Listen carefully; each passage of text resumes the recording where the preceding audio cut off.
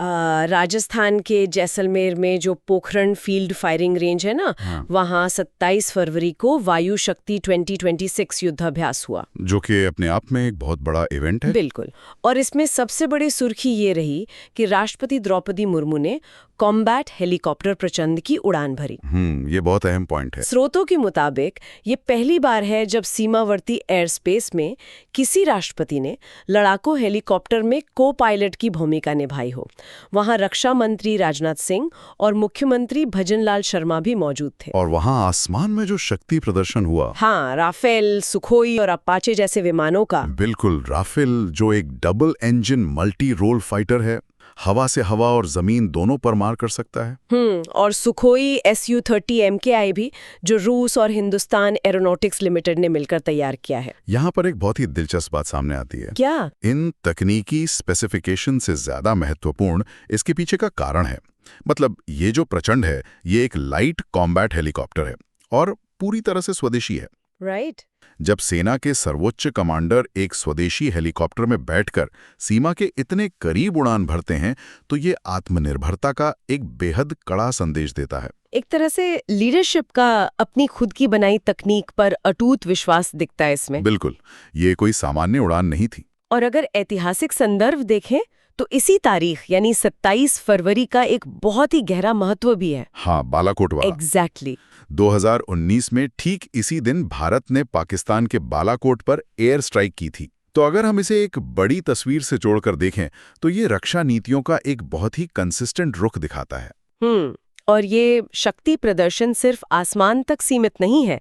आसमान की गड़गड़ाहट से सीधा समंदर की गहराइयों की ओर रुख करते हैं, नौसैनिक कूटनीति की तरफ। हाँ, 25 फरवरी को विशाखापट्टनम के तट पर मिलन 2026 बहुपक्षीय समुद्री अभ्यास संपन्न हुआ, जो कि स्वदेशी विमानवाहक पोत INS विक्रांत पर आयोजित हुआ। बिल्कुल। और flag officer commanding rear admiral Alok Anand ने इसका समापन किया। ये 21 फरवरी को शुरू हुआ, 13वां एडिशन था, लेकिन इसके जो आंकड़े हैं वो सच में हैरान करने वाले हैं। बिल्कुल, आंकड़े बहुत विशाल हैं इसके। इसमें 42 जहाजों और पनडुब्बियों ने हिस्सा लिया, 29 एयरक्राफ्ट शामिल हुए और 18 मित्र देशों के जहाजों ने भाग लिया। 18 देश। हाँ। और लिस्ट देखिए, US, फ्रांस, रूस, ऑस्ट्रेलिया, फिलीपींस, सऊदी अरब, साउथ कोरिया, साउथ अफ्रीका। यहाँ थोड़ा रुककर सोचने वाली बात है।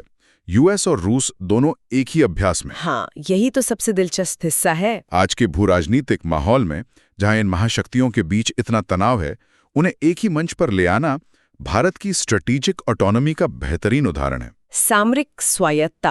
बिल्कुल, मतलब बिना किसी एक गुट का हिस्सा बने, अपने हितों को सर्वोपरि रखते हुए अलग अलग विचारधारा वाले देशों के साथ संबंध निभाना, ये एक शानदार विदेश नीति का प्रमाण है। और कूटनीति की इसी बात को अगर आगे बढ़ाएं तो स्रोतों में अंतर्राष्ट्रीय संबंधों की एक और बहुत अहम कड़ी है। प्रधानमंत्री के इजराइल दौरे की बात कर रही हैं आप? हाँ, 24 और 25 फरवरी का जो पीएम नरेंद्र मोदी का दौरा रहा, ये उनकी दूसरी यात्रा थी, पहली 2017 में हुई थी। राइट।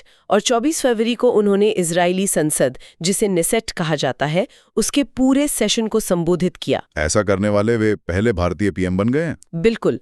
और उन्हें speaker of the Knesset medal से भी सम्मानित किया गया। लेकिन इसमें जो बातचीत का फोकस था वो बहुत आधुनिक था। हाँ, हमारे नोट्स बताते हैं कि पारंपरिक हथियारों से ज्यादा बात जॉइंट डिफेंस सिस्टम के प्रोडक्शन पर हुई, जैसे ड्रोन और एंटी बैलिस्टिक मिसाइल। साथ ही इनोवेशन, AI और साइबर सिक्योरिटी पर भी। तो ये पारंपरिक कूटनीति से काफी अलग कैसे है? देखिए, अगर निष्पक्ष रूप से इस बात का विश्लेषण किया जाए तो आधुनिक युद्ध का तरीका बदल रहा है। हाँ। अब बात केवल टैंकों या तोपों की नहीं है। जब फोकस AI और साइबर सिक्योरिटी पर शिफ्ट हो जाए तो इसका मतलब है कि दुनिया भविष्य की अदृश्य लड़ाइयों के लिए तैयार हो रही है, यानी डिजिटल मोर्चे पर। बिल्कुल। ये दौरा इसी भविष्य की तकनीक की तरफ बढ़ता हुआ एक बड़ा कदम दर्शाता है। अच्छा, एक और बात जो नोट्स में है, अंतर्राष्ट्रीय मंचों पर हथियारों और तकनीक की इन वार्ताओं के बीच कूटनीति का एक और रूप भी है, ग्रीन डिप्लोमेसी, पर्यावरण कूटनीति। हाँ, ये बहुत जरूरी है। हाँ, 25 फरवरी को नई दिल्ली में भारत और नेपाल के बीच एक मेमोरेंडम ऑफ अंडरस्टैंडिंग साइन हुआ है।